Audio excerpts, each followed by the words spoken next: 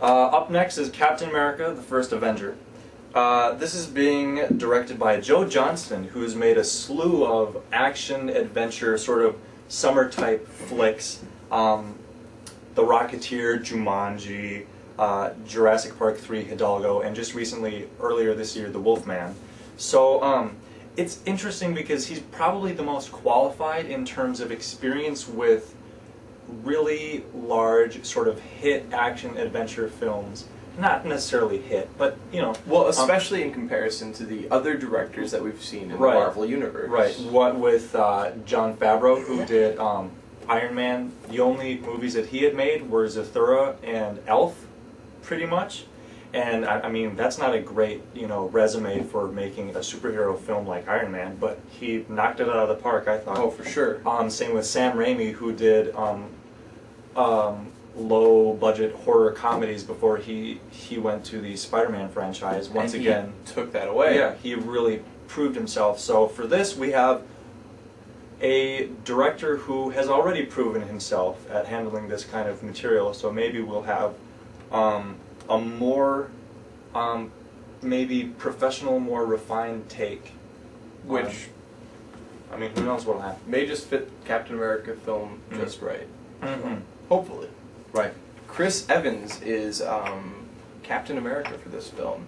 He has previously played the Human Torch in the Fantastic Four films, and he also appeared in The Losers, which was released this year, as a really skinny, scrawny, glasses-wearing, sort of a nerdy, comedic role, which is interesting because when you think of Captain America, you don't really think of scrawny, funny... No. I mean, I really hope he bulks up for the role, because Captain America is... he's this more solemn, not as dark as Batman, but he's more of a serious, very tall and very muscular, heroic, idealistic American man. And so... And with Chris Evans's history as, you know, more of a skinny, light-hearted actor. Right. Less imposing, funnier roles. It'll be an interesting take whether he'll either serious himself up a lot, or we could see a Captain America with a good sense of humor. So could be an interesting take. It'll be very interesting. Hugo Weaving will be playing the Red Skull, Captain America's most notorious villain. He has, in the past, played Agent Smith from the Matrix trilogy. He has also played V from V for Vendetta, and more recently, he's voiced Megatron from the Transformers series, as well as he was in The Wolfman, also made by, as I mentioned earlier, Joe Johnston. So it'll be at least their second collaboration as a creative team. So, I mean, I'm really excited to see where he goes with the Red Skull, because I think the Red Skull is a great character. Definitely. And having Hugo Weaving, as awesome as he is, play the Red Skull. His voice alone, I think, fits the part perfectly. I don't think it could possibly fail. Yes, definitely. And along those lines with possibly failing, you really don't want to mess up Captain America's origins. I mean, he was created in the time of World War II to fight off the Nazis, and became the symbol of American patriotism. And, interestingly enough, the film will be set in World War II. Which is, I think, a great move. Really made a lot of fans happy. They could have gone with, you know, let's bring Captain America into the modern age, but no. They recognize the importance of keeping Captain America in his comic book setting of World War II originally. I think it's a great move, and a risky one in that when was the last time that you saw a superhero film set as far back as World War II? I can't remember any. No. I mean, the most we've had are references in things such as Iron Man, when you're talking about the creation of S.H.I.E.L.D. around that time. And so, yeah, but that's just a small flashback. And so, yeah, nothing in comparison to this. So, unprecedented move for Marvel and for, I think, superhero films as and I think in a positive way. I'm pumped up. And Captain America, the First Avenger, has a July 22nd, 2011 release. Some sort of recent hot news or more speculation would be that Tommy Lee Jones, he will be, or is maybe being cast into the film.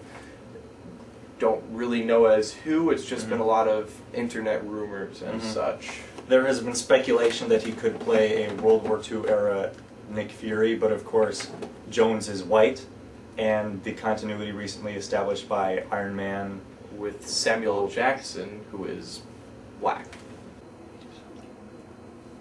So he is a black man, and this reporter is skeptical that Jones will play Nick Fury just for that reason, and I am not so sure that I would even believe that he's been cast in the first place.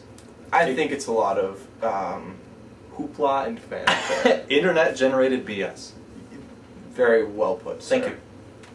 And the newest news. Latest news. Confirmed just yesterday, May 24th. Very exciting stuff. A young Howard Stark, who was introduced to us. Was he in the first Iron Man?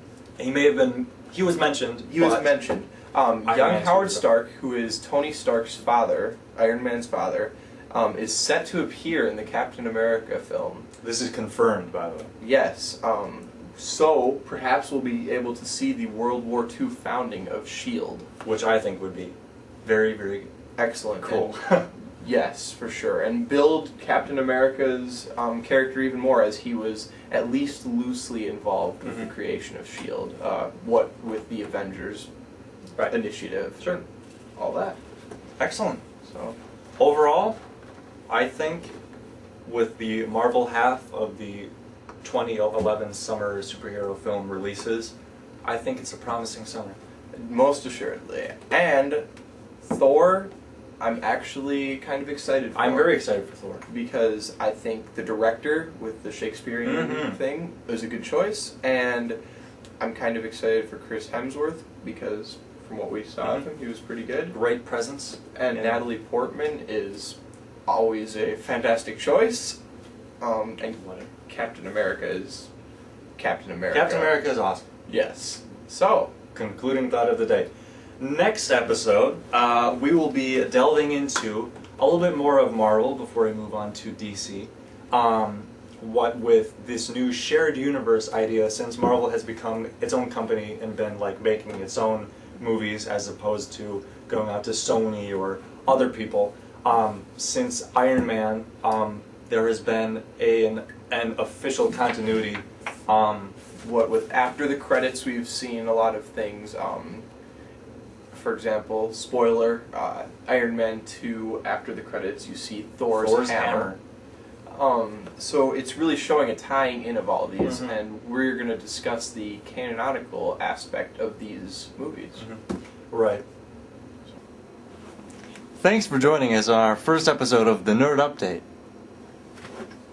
Please subscribe to our channel and comment. Leave us some ideas, some thoughts, Feedback. opinions. Love to hear them. Thanks.